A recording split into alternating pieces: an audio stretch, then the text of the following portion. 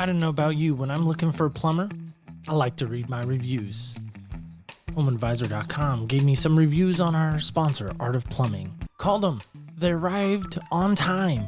Immediately found the plumbing issue and fixed it right the first time. I called them last year and it was great. I called them again this year because I had a problem again. They came out, they fixed the problem. They even gave me solutions to help stop the problem in the future at 541-9405. Hey, come take a walk with me, not like you used to do. Do something different and put yourself in other people's shoes. Open up your mind and open up your eyes and change your direction, change your perspective. Welcome into Other People's Shoes. As you know, I am your host, Neil Matthews. Thank you so much for joining us today. I don't know about anybody else, but it's really nice when you have a friend out there that is always kind of looking out for you. Do you have one of those friends? Show of hands. Like, I'm going to trust the fact that you may be raising your hand right at this moment, because I have one of those friends, and her name is Amber, and Amber is fan-stinking-tastic. She's been on the show previously in our What Happened When series. Great episode, guys. If you haven't had a chance to go check that out, do so. Go check that out on our website, opspodcast.com. But Amber has a podcast of her own, Grace Enough, and it's fantastic. Go listen to that as well. But Amber connected me with our next guest, so I wanted to get all of the fun stuff about Amber, make sure I mentioned that. But help me welcome in our next guest, hailing from, I believe the state is completely orange most of the time. Despite what political things may tell you, this state is completely orange. I'm just telling you right now. She is a Christian life coach. We're probably going to dig into that. She's also the co-host of a podcast called What's Your Story? She's also an Enneagram teacher, which is why she's stopping by today, because I don't know about anybody else. When I hear the word Enneagram, so many things are swirling around in my head, and maybe for you as well. So help me welcome him, my guest from the great state of Tennessee, Stephani Cook. Stephani, how are you? I'm great. How are you? Was that enough of a rock star welcome? I always feel like we don't it do a good it enough was job. a good welcome. I'll correct one little thing. So my business is actually On Purpose Coaching. Thank you. But I like what you called it. I might have to think about a brand change. I think you like should. that. Like, I'm good at that, like just that. rebranding people's stuff Yeah. left and right. Just hang out long enough. I will help you with that. Yeah. So what Tennessee's claim to fame is this morning, I read, is that we are the fastest growing COVID state right now. So yay for us. I don't know if It's good to be number one in something, right? Yeah, I mean, I don't know if that's something to raise your hand about, but okay, cool. Yeah. So speaking of being in Tennessee, whereabouts are you in that Tennessee area?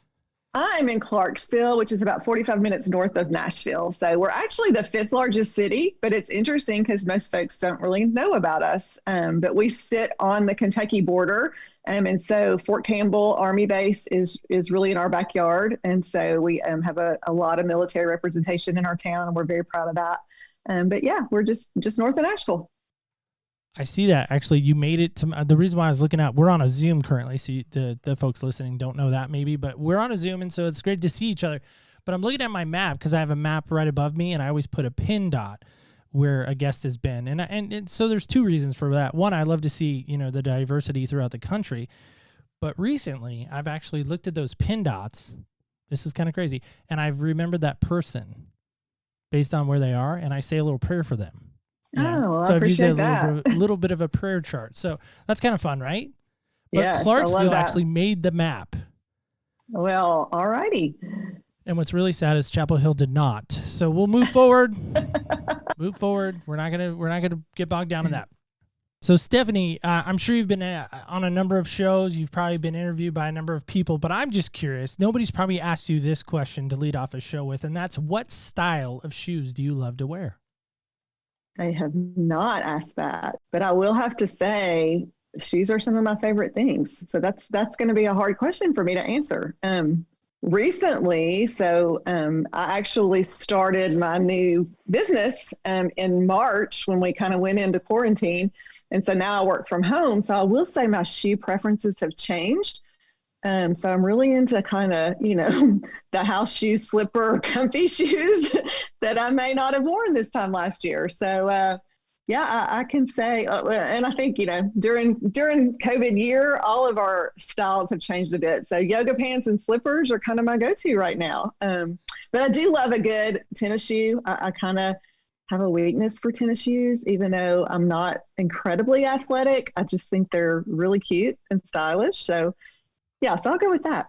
All right, so we're wearing some tennis shoes. Is there a certain brand or a style of tennis shoe that you like more than another? No, I'm not really brand loyal, love some Nike, Adidas, Saucony. No, not really brand loyal at all. Just wondering what we're trying on today. So a friend of mine who is a fellow podcaster as well, she listened to our show and was giving some feedback, and she goes, I cannot believe you ask women what size shoes they wear. That's so offensive.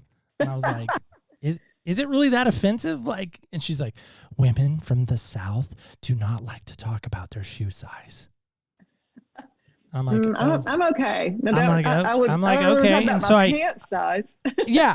Well, that's a little more personal, I feel like. But a shoe size, like, it's not that big of a deal. But anyway, so a friend of mine was on, also another friend of mine actually was on the show as a guest, and so I went through the whole thing like we just did, and she stopped me and she said, Neil, aren't you supposed to ask me what size shoe I wear? And I was like, well, we kind of took that out because we're all ladies. And she goes, no, I need you to ask me that. And I was like, well, okay then. So anyway, if we were going to go out to Tennessee, Clarksville area, and spend the day with you, where would you take us, and what would we go and do? Oh, wow. That's really interesting. And for a long time, I'm not going to lie, I thought Clarksville was probably the most boring city, particularly when I was a teenager, heading into college. Swore I would never wind up back here. I just, I thought that it's just, there's nothing to do. But I will say in the last couple of years, I have developed such a love and a tender heart for the city. And so probably just the beauty of the city. I would definitely take you out to Port Royal in Adams, Tennessee, which is a beautiful area of our community.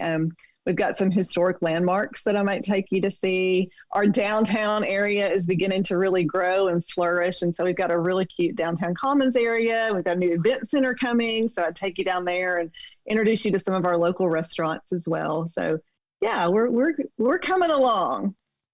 That's fantastic. Yeah. Clarksville definitely coming along. I started to add that question in because to me, I feel like it really helps us really, put ourselves in your shoes, right? Not only we know what we're wearing, but we know what we may do while we're hanging out. If we were just hanging out at a coffee shop, which I don't know if you drink coffee or not, but I love me some coffee, and we've got some great coffee shops. Good. All right. So there we go. So getting into this, I'm just dying to know, like, how on earth does someone wake up one morning and say, you know what? I think I need to learn a little bit more about the Enneagram. Like, I just need to get a handle on that. That is my best Southern accent. You just got it right there. So sorry I went kind of Southern on you, but I just feel like for me, like I said, kind of at the onset, when I hear the word Enneagram, so many things come to mind, and my mind has been swirling and twirling, and I just can't understand it.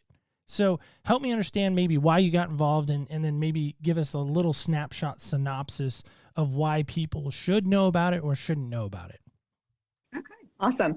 Well, and my background is in psychology. So I have my undergraduate degree is in psychology, and then I have a master's in an EDS in educational psychology and counselor education. And so what I have done for most of my career are assessments to help people with identifying difficulties and educational issues or personality difficulties. So I've always had a bent toward any of the personality assessments, love people. My mother jokes, even when I was a little girl, some of my favorite things to do were sit in the mall and just people watch, because I love people. I love to learn about people.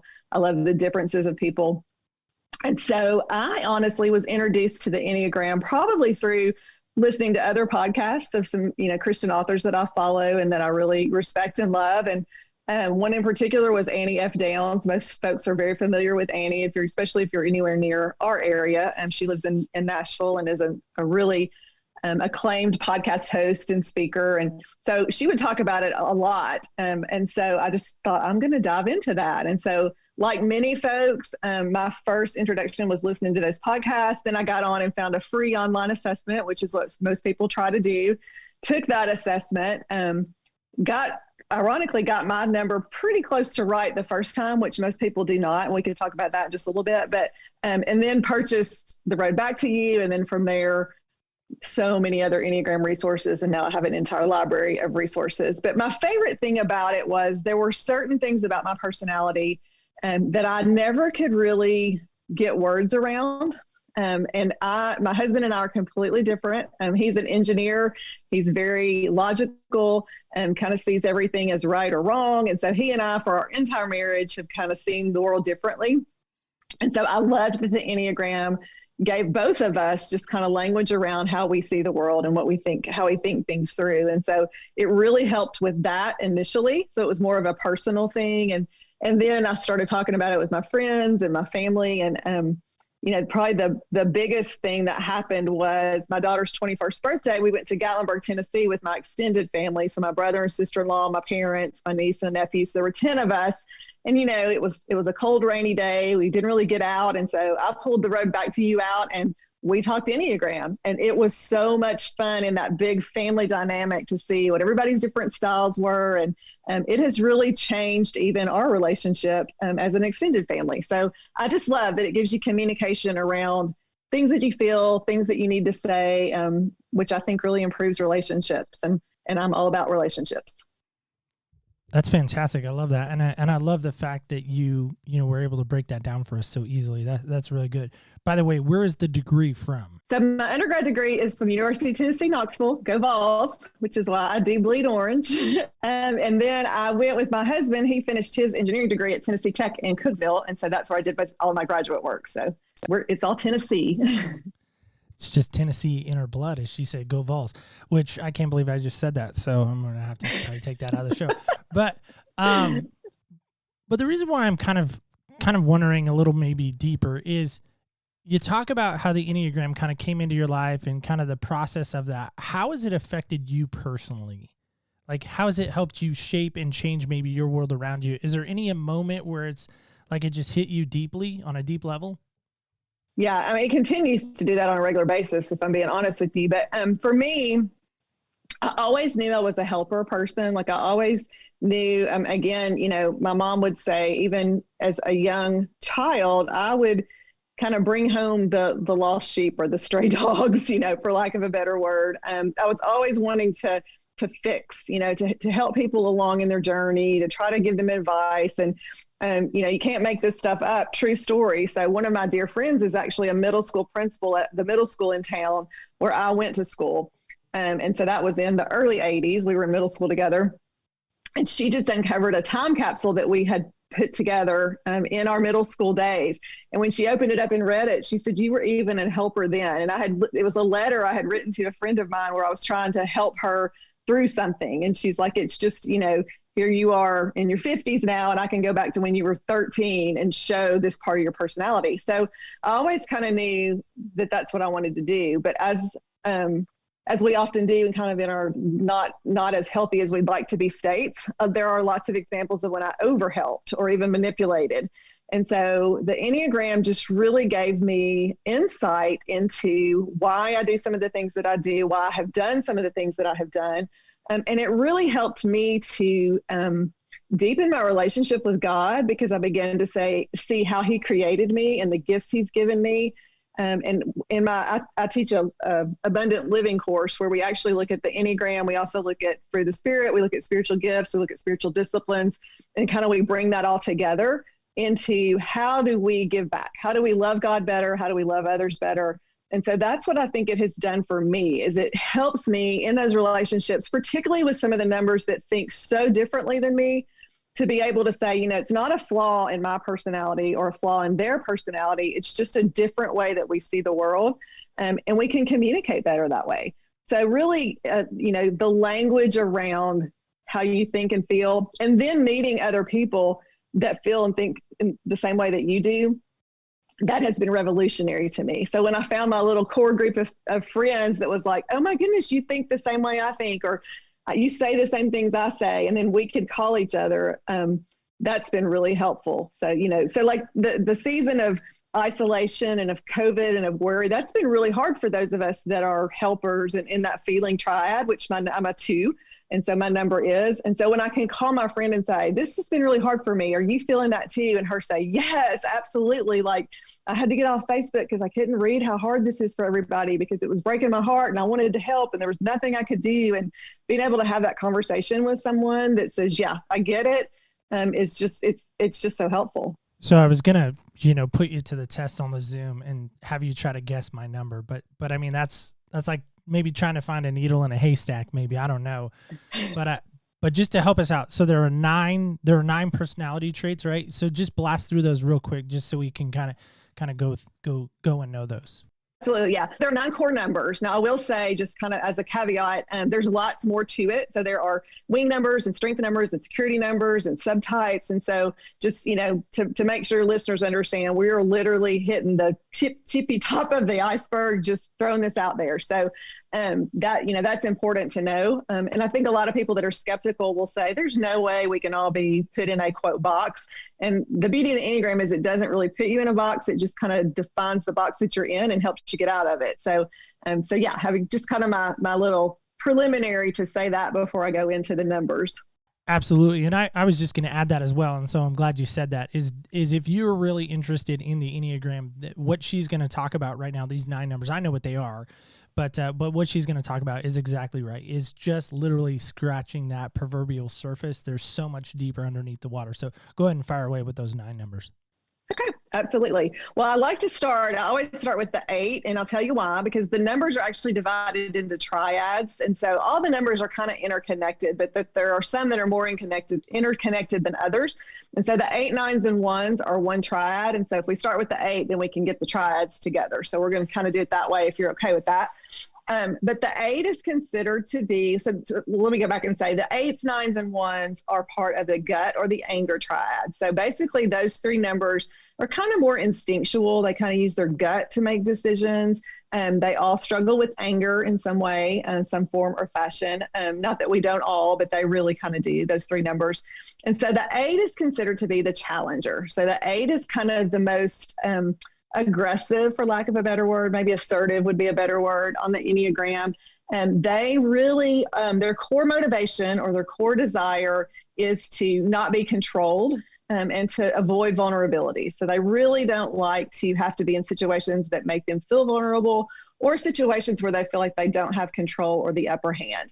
And so as a result, they're incredible leaders. 8s are really strong leaders. They also are great advocates for the underdog. So you may see those folks kind of stepping in to take up for people that may not appear to be able to take care of themselves. And so, we need 8s in the world. They're going to tell it like it is. They're not going to sugarcoat it. And so sometimes they can come across, like I said, as really aggressive or far too assertive. But they're really necessary because they're such great leaders. So those are your challengers, are the 8s. And every number actually has a core desire, a core motivation, and a core fear.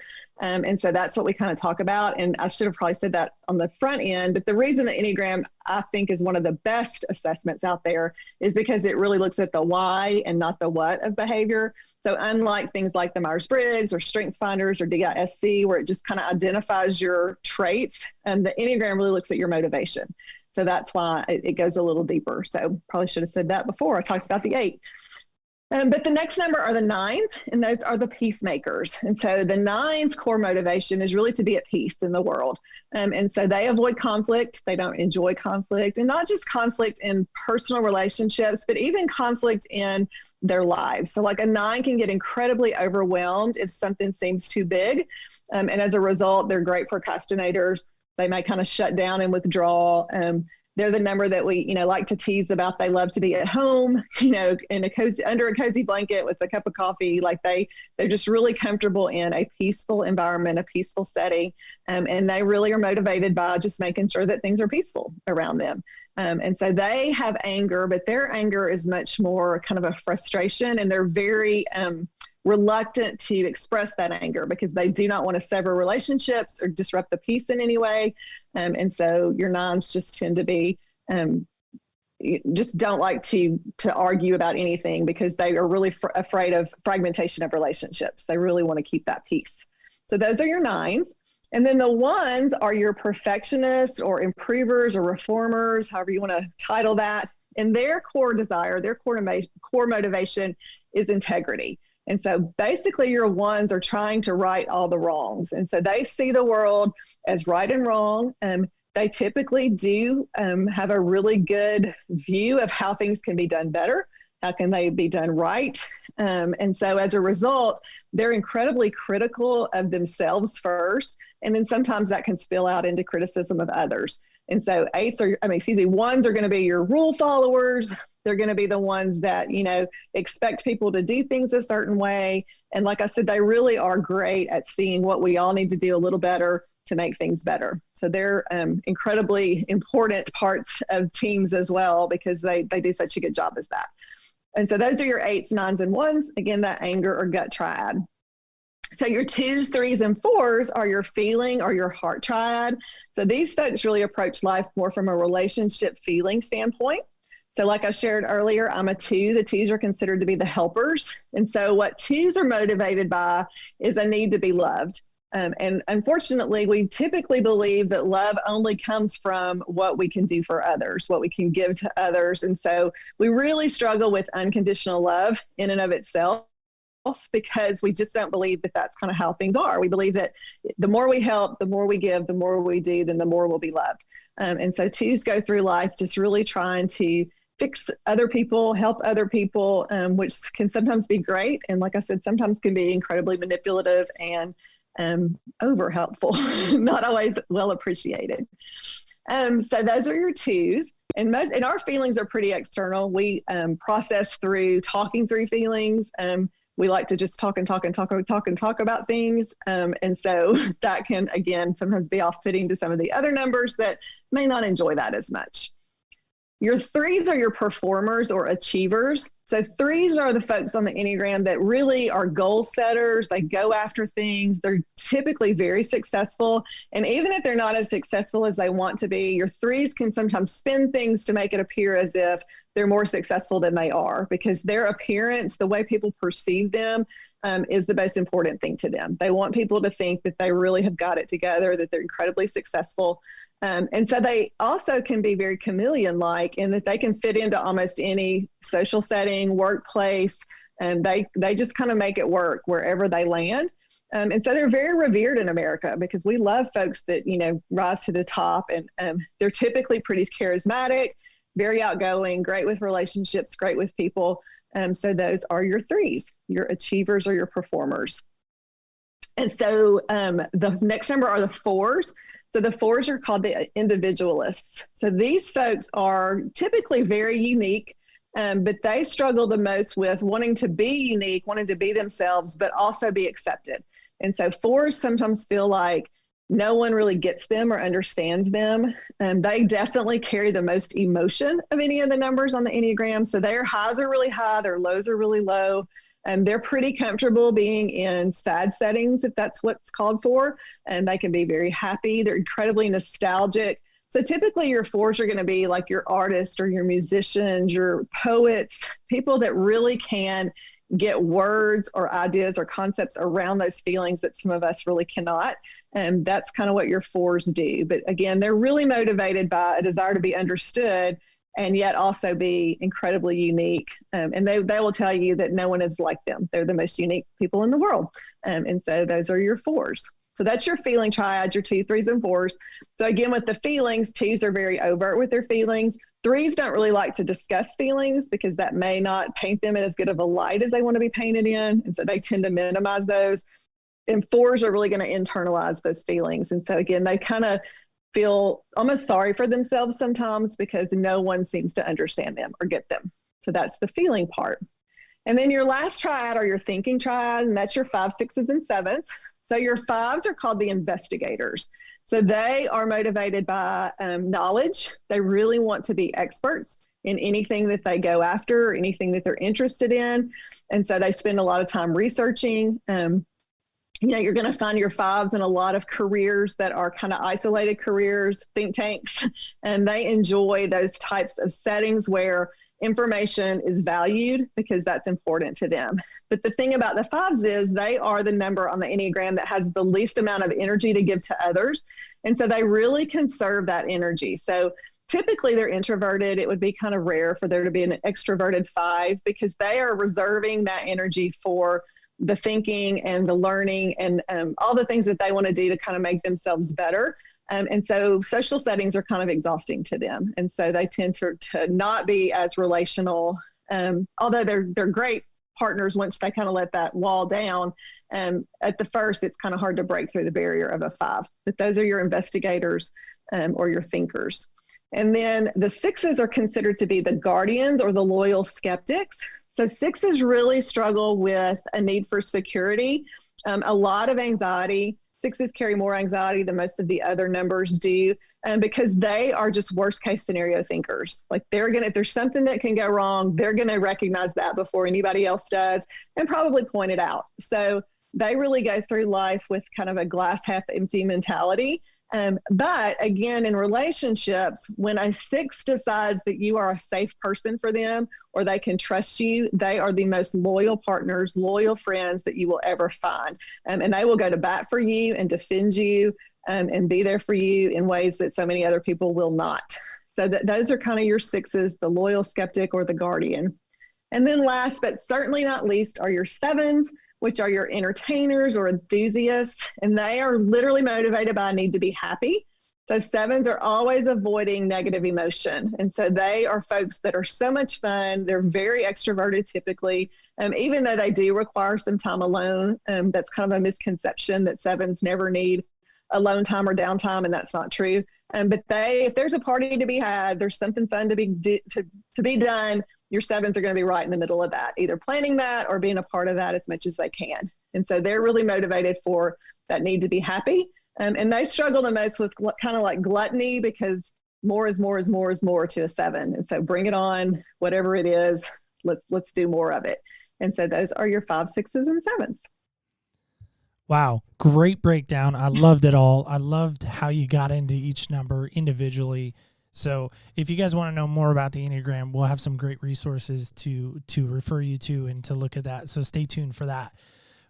But I want to I'm curious about this. Do you feel like I'm putting you really to the test? Your degrees, which Tennessee, is that a real university? There's still some evidence that maybe it's not. I don't know. Watch it. Just being careful. But I'm just curious. Can you, based on our Zoom interaction right now, can you determine my number? I cannot. And I will say this, it is very taboo in the world of Enneagram knowledge to try to guess someone else's number. And this is why, because like I said, it's based on your core desire and your core motivation. So 9 people could literally do the exact same thing, but do it for 9 different reasons. And so it's not, again, like the other assessments where you can study the behavior and say, oh, well, they're doing that because of this. The behavior really does not give you an insight into the motivation or the desire that they're having and the reason that they're doing that. So there's a kind of a taboo. Don't try to guess someone else's Enneagram number out there. And so even if I thought I knew, I probably wouldn't. Definitely not on air tell you. The reason why I bring that up, and it's a great segue, because I think, right, so many times in our society, we meet somebody in an airport, we meet somebody at a coffee shop or a bookstore or church event or wherever we interact with someone, right? And we immediately do this thing, at least as a guy. I don't know about ladies, but I know as a guy, sometimes I'll look somebody up and down. And I'll notice the first thing, by the way, I notice on most people is their shoes, ironically enough. It is true. Like, I'm not just saying that because my show is called Other People's Shoes, but I really do notice people's shoes. I notice what brand they have. I notice the condition that their shoe is in. I'm going to notice their shoes first. Second, their eyes. And I don't know why, but I always do those 2 things, right? And so to my point is you can't just look at somebody and go, oh, well, you're a 6 or you're a 5 or, you're a 1. I definitely know you're a 1. I mean, just look at you. You're a 1. We can't do that as a society. And what's the danger in that if someone were to do that?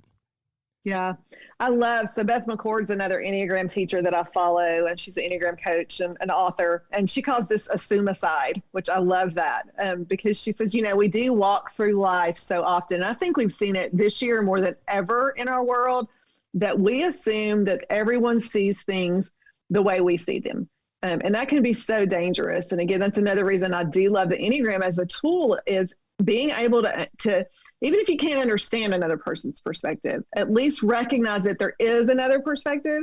And so I think it's dangerous anytime that we, commit that a suicide, where we try to put people in boxes or make assumptions about their background or their experiences or their feelings or their core motivations or core desires, just based on even, a 30-minute conversation. You can't do that. You can't size people up in that way.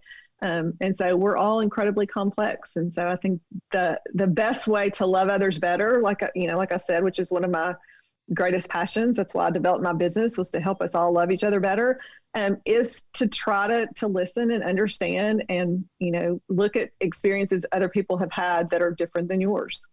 There's absolutely something to be said about sitting with somebody at a table, at a setting, and really hearing their understanding and really truly listening, because I firmly believe that as well. Like, if we don't listen, we're really doing a disservice not only to them, but even ourselves, that we're not really willing to have that conversation. I love that so much. So getting into this, you gave us a quote, which I really love. This quote, by the way, is "Be yourself, everyone else is taken." Why to you is that so important in life and even for you personally? Well, I will say I can't take credit for that quote. I believe Eleanor Roosevelt may have said that, but it may have been said before that. But I do completely agree with that. And I think that one of the best ways that we can honor God is by being who he created us to be and being that with confidence. I think especially in the Christian community, sometimes we look at humility as thinking less of ourselves or putting ourselves down or minimizing our gifts and our strengths. And I believe that really is just another form of pride, because I feel like when we minimize what God has called us to, or we minimize the strengths he's given us, or we, just like the parable of the talents, when we bury those in the ground and do nothing with them, then we are basically saying we're in charge of our own destiny and we don't trust him. And so I really feel like that honoring God, the best way to do that is allowing him to work through us, allow the Holy Spirit to use those gifts that we're given, those personality traits that we're given, to give back. And so I believe firmly that if you're not fulfilling what God has called you to, and if you look at scripture and we talk about the body, scripture tells us that we're not all hands, we're not all eyes, we're not all feet. He's all given us a part to play. And if somebody's not doing their role and not being their part, then our body's not complete. And so I think that the importance of being who God created you to be makes us just a better community, a better body, just stronger serving him and honoring him through that. Yeah, I agree with that too. And I think, again, this whole idea that everyone has a role to play, everyone has a piece, everyone has a seat. I always like to use the table analogy because it's really easy, right? Everyone has a seat at the table, whether it be the kids' table, the adult table, everyone has a seat at the table. And so that's just, to me, just so important that not only we remember, but you're reaffirming that in us to remember that. So do you have like a specific Enneagram story that affected you personally, that maybe whether you helped somebody or that really hit you really in the heart of who you are and your being? I will tell you. So my son is an Enneagram 5, and I'm an Enneagram 2, we could not be more different. So the core motivation of that 5 is that thinker, investigator, but also independence is incredibly important to a 5. And so my child has always been very independent, kind of isolated, sometimes even secretive, which is a trait of a 5. And so as a teenager, he and I struggled a lot, because here he's got this mom who's a 2 helper who wants to help. I wanted to talk about all of his relationships and his day and unpack that. And he's completely opposite of that. And so we had so much conflict until I discovered the Enneagram, just in our relationship, because I took his desire for independence, his quietness, as I don't want to share this with you, Mom. I don't trust you. I don't need you. And so I laugh and say, so he played baseball all through college. So even when he would come home from college, just for not very often, because, as an athlete, they just don't get to come home a whole lot. So the breaks are typically practices or, games. But when he would come home, I would look forward to what meals I could cook him, or his laundry that I could do, or how I could help him through his classes, because I'm a helper. That's what I wanted to do. And he would shut me down within the first, hour of, I've got a washing machine at school, Mom. I'm going out to eat pizza with a couple of friends, and my heart would just be broken time after time after time. And so now that we recognize that and understand that, our relationship has improved dramatically. And so now I know, even in what I do, having a podcast and kind of a speaking platform where I do share stories all the time, now I know with him, I've got to run those stories past him first. Like, his worst nightmare is hearing that I've talked about him in some way. And then that assume aside, it's comical now. At the time, it was not. But he would say, literally, Mom, you make stories up in your head. And I'm like, I know, because you're not giving me enough detail. And so he would be quiet. And so I would go to like, well, clearly he's selling heroin on the Baptist college campus, and he's like, what is wrong with you? And I'm like, I just like, I don't know. Which is not true. Let's be clear on that. It's not true at all. Not true at all. But now he knows, like, he's got to give a little, I've got to let go of a little. And so our relationship has improved so much. And even just yesterday, I did a YouTube video on expectations, because I have learned, particularly with him and my husband both, if I communicate my expectations to them. So for example, Christmas coming up, my son called this week and was like, okay, what's the expectation? When do you want me around? What do I need to be prepared to do? How long do I need to stay? Like, he needs those details. He's 25 now. But he needs those details, because otherwise I'm going to be disappointed, and he's going to have no idea why I'm upset because I didn't set the expectation. And so just even that relationship, and I could give you tons of examples of family dynamics that have improved with us, recognizing those different personalities. And so, but I would say our relationship, of all my relationships, has been impacted the most from the Enneagram. That's fantastic. So this question comes sort of from my wife and I. We were brainstorming last night on our way home, and I told her you were going to be coming on, and I'm excited. Like I said, I've always wanted to talk to that Enneagram expert, because I'm fascinated by the Enneagram. I think it's a cool tool. So with that, my wife and I were brainstorming on this one. She said, ask her this. She said, what experience do you have on numbers being the most compatible with each other, if that makes sense? Yeah, lots of people ask this question, and there's some information out there about which ones will probably do a little better than others. The reality is, but mainly in your experience. How about that? Mainly in your experience. Yeah. Well, I will say it has been interesting, because I have a dear set of friends. There's about 6 of us. And what we have found is that the 2s and the 9s tend to be best friends. And so there's several sets that 2s and 9s are kind of best friends. And I think that's because we're both kind of Pollyanna. We both see the world in a happy place. And so we like to be around people that aren't going to bring us down. And so I have seen that personally. I've also seen through coaching a lot of 1s and 9s, because, 1s can be a little difficult to live with because they like things to be a certain way, and 9s are pretty giving and relaxed and flexible. And so that tends to work. So I have seen several 1 and 9 relationships as well, or 8 and 9 relationships. So yeah, in my experience. But the reality is any combination of numbers will do okay if you understand each other. So I'm asking for a friend, like a 4 and a 1. Any issues with that? A 4 and a 1. A 4 and a 1. Yeah. Again, asking for a friend, just for a friend. Right. Yeah. So a 4 to 1 are probably going to have conflict around emotion, I would say. A 1 is probably going to get a little annoyed because they're going to feel like the 4 is a little dramatic from time to time, or maybe blows things out of proportion. And the 4 is going to get really frustrated with the 1 because they're going to feel like the 1 doesn't understand them or isn't trying to understand them. Just hypothetically, I would right for my friend. Right? Hypothetically, yeah. Just totally just off the cuff. I know we didn't prepare you for that, but yeah, maybe those are some things that might happen. So to tell my friend, my friend, right? Okay, of course, right. I'll link my friend in this episode so my friend can go and listen to it.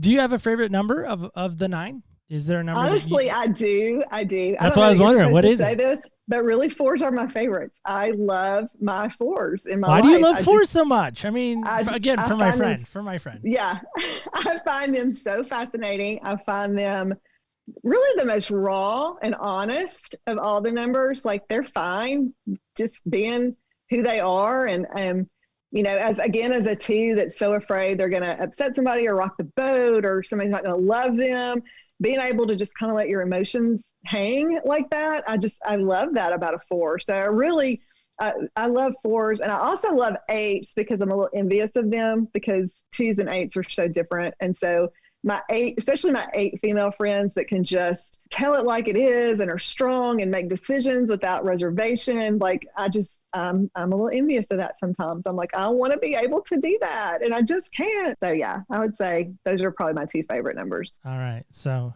I'll tell my friend that 4 is apparently your favorite. So I'll tell him that again. Yeah. For my friend. So, I'm curious about this. I grew up in the church, right? And I spent most of my life in some setting or another. I actually heard you say on your podcast that you were like in the womb in the church, which I'd never heard kind of that thought process before, but that just lets you know you've been in the church for a really long time. Even before you like breathed your first breath, you were in the church, which to me is just fun to think about. Anyway, so I say that because I've heard pastors say through the years of being in a church setting, especially when the Enneagram feels like it's getting more momentum, right? Maybe an avalanche of some sort, or the snowball is becoming an avalanche. I don't know. I'm not a snow person, so that probably just got lost. But I say this because so many pastors have said your identity has to be in Christ and Christ alone, right? There's even a song, In Christ Alone, right? It can't be in anything else. It can't be Jesus in your identity and something else, whether it be Myers-Briggs and this and Jesus. No, it can't be. Or Jesus and the Enneagram. Can't be that. Your color, whatever you are, and Jesus. No, it can't be that. So help me from your personal standpoint. Does the Enneagram have a place in our church settings? Yes and no. I completely agree with it has to be like your identity does absolutely have to be in Jesus. The Enneagram is not the gospel. It should not be mistaken for the gospel at all in any way, shape, form, or fashion. And we absolutely, apart from Christ, we can do nothing. And so that is our identity. However, I would say, even looking again at the New Testament scripture where he talks about, some of us are teachers, some of us are prophets, some of us are evangelists, like some of us like a spiritual gifts inventory. Like that is not replacing the gospel. That is just helping us to understand how we were created. What are those gifts that we may have been given that are even biblically based, that are put in scripture? So the love languages assessment, for example, by Gary Chapman, when we learn how we love the best, that just kind of helps us love others better.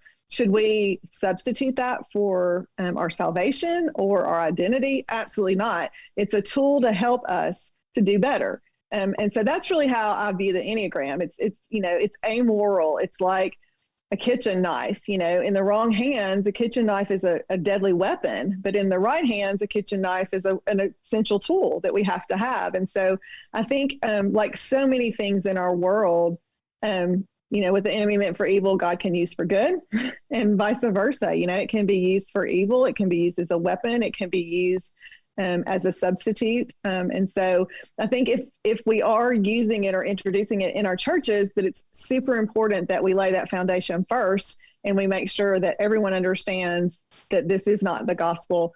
It does not replace that our identity is in Christ. It's a tool for understanding ourselves better. And that is all that it is. So yeah, I think we need to see it that way. Because again, I think so many times, and first off, that was very well put. I think so many times we're in this search mode. And I have a friend of mine that says, Dr. Google. We go to Dr. Google and we try to get our diagnoses. We try to figure out who we are.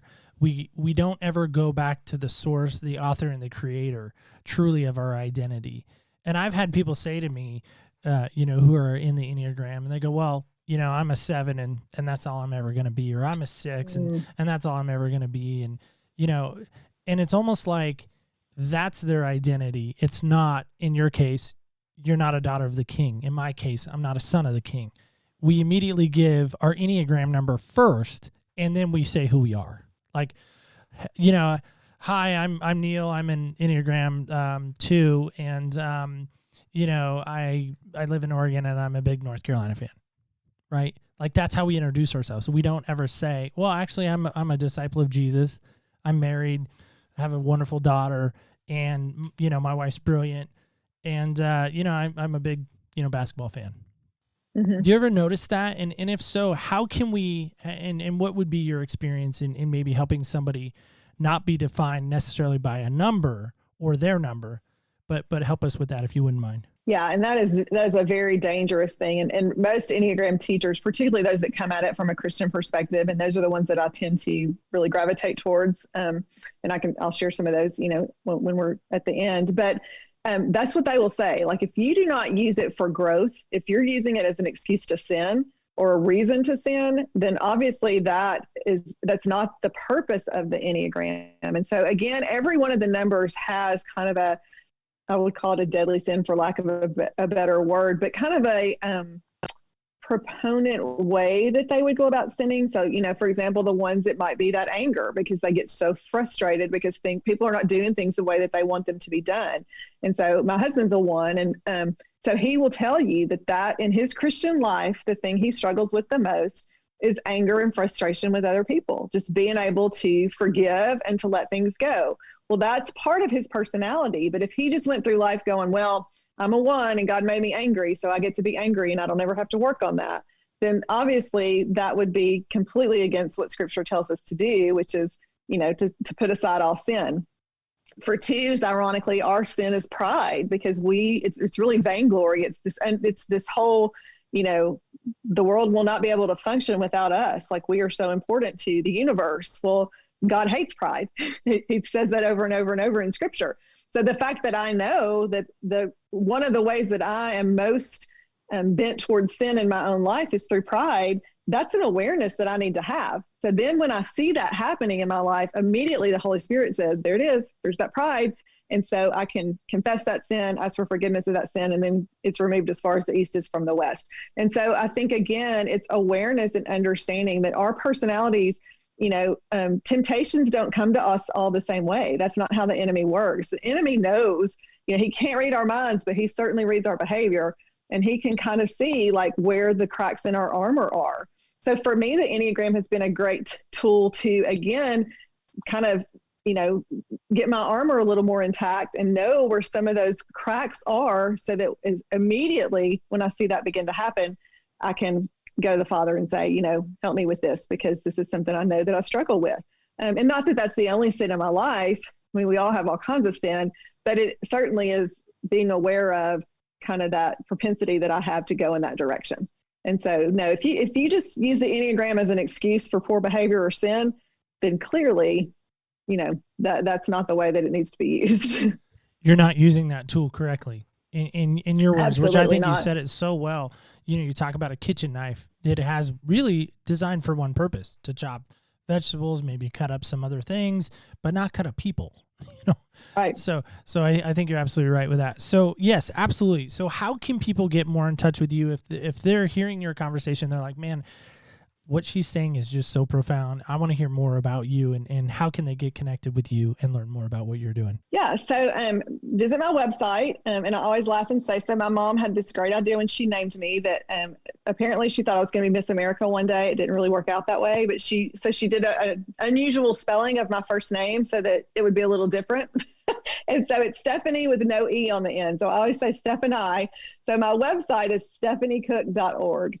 And so that's where you can go and find me. And actually, I have a 1 hour introduction to the Enneagram download there that you can purchase for live stream, which goes through all the 9 numbers in just a little more depth than what we were able to do today. So that's just a good tip of the iceberg. If you're interested in that, I think it's $12.95, but that'll give you an hour of just an introduction. But then I also do individual coaching sessions where we do typing sessions. So if you really would prefer to kind of walk through the numbers and talk and let me ask you questions and give you some guidance, then that's an option as well. Fantastic. So that's good stuff. So guys, go check that out. Of course, we'll list all of that in our show notes, guys and gals alike.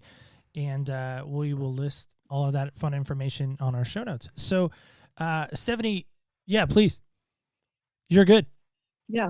Let me tell you this too, real quick. I'm sorry. Didn't mean to interrupt you, but we did on our podcast, which is What's Your Story with Hannah and Stephani. So over the summer or late summer into early fall, we did a 10 session series on the Enneagram. So if you're interested in, something to get you through the holidays and listening to some podcasts, what we did was we had a guest every week of a different number and just talk through their experiences. And one of our favorite questions that we ask on every one of those episodes is, what is your favorite thing about Christ? And it's really interesting to see from the perspective of each Enneagram number, how they view God and what their favorite thing about their relationship is. So those are all available as well. If you're interested in listening to kind of just a different perspective of each of the types, you can find that on our What's Your Story with Hannah and Stephani podcast. I actually was just listening to my number yesterday, and I got about halfway through it, and I was just enamored with the individual that you had. So great stuff. Stephani, we're going to play a game together because games are fun, right? Okay. Yeah. And being a boy mom, I'm sure you probably played a few games. Well, I watched lots of baseball games. Like I said, we played baseball there you a go. lot. All right. So this is our game that we like to call Senseless, and really it's just mind-numbing, just something fun to kind of end the show with. So we have a die in this. Oh, what kind of cup is this? I can't really tell. I've never seen that before. I don't have any idea what that. Yeah. Just drive a little east and you'll see it. It's fun. Yes. So this is our game we like to call Senseless. So you do know that we have 5 senses. You're aware of that?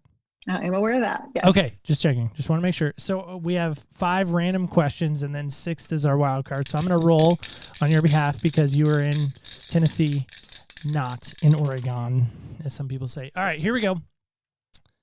So you got a number 2. There's proof. All right. People have accused me of cheating at my own game. I don't know how I feel about that. Maybe I need to see a counselor on that. I'm not sure, but here we go. So question number 2 is this. Who is touching your life right now? Touching my life right now.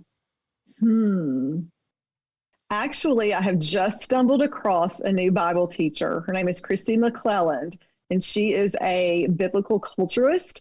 So she does her Bible studies from the Middle Eastern perspective, because she studied all kinds with Messianic rabbis. And I am absolutely just deep into her work. I just kind of binged through a 7-week Bible study. And so I would say Christy McClelland, I'm really fascinated and want to dig deeper into, the world that Jesus really walked in, and how we in the Western culture really can't understand some of even the verbiage. So I'm loving Christy McClelland right now. That's fantastic. Yeah, absolutely. So, Stephani, I'm just going to give you one last thing, just on the Enneagram, maybe wrap that up for us, put a nice little bow on top. Like, what would you say, just as a maybe disclaimer, or maybe just as an encouragement, or whatever it may be, just in regard to the Enneagram? Again, just, yes, be careful with it. It's kind of like that armchair psychologist. I used to tease especially when I was younger. Oprah Winfrey had a show that came on at 4:00 every day. And most of us that grew up in kind of that era, we're very familiar with that show. But we could watch an episode with a doctor or a psychologist or a lawyer, and immediately we were experts in that field, right? Because we had watched that 1-hour show, that 1-hour interview. We knew all there was to know about it. And so that would be kind of my disclaimer with the Enneagram, is be careful, because just because you've listened to this podcast, or even if you've read The Road Back to You, like, those are really introductory things. And so, yes, is it good information? Absolutely. But the more you know, the more you need to know, the more you want to learn. And so the Enneagram is incredibly complex. So I would just say, be careful using it in that way just after you've had an introduction to it. Need to study a little more if you're going to really help others with it. That's going to be important. So wait, let me understand this correctly. So just because I've watched Grey's Anatomy with my wife and daughter, and maybe I've caught a couple of ER episodes, that does not mean I can go do emergency medicine, is what you're telling me. Right. No, you're not a surgeon just quite yet. Okay. Yeah. So if I put on my Jordan shoes behind me, that does not mean that I can play basketball like Michael Jordan also. Is also well, what you're telling me? I don't know what kind of jump you've got. But I would say probably not. Probably not. All right. Awesome. Well, Stephani, thanks so much for coming on today. We really appreciate it so much. Thank you for giving us some moments today. Absolutely. I've had a ball. I love to talk about it. And so I appreciate you inviting me.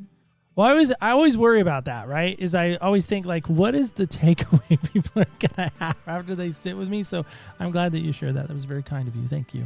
You're welcome. All right, guys, I just want to end our show just with a simple thought. Like, if you're interested in the Enneagram and you're just like me, you've struggled with it, you've heard about it, you've maybe Googled it, maybe you've even done a test on Dr. Google, as I like to say, or as my friend likes to say, guys, do me a favor, guys and gals alike, do me a favor, go out and take a listen, not only to what Stephanie's doing on her podcast, but go see some of the resources that she has available to you on her website. We, of course, will link all of that in our show notes.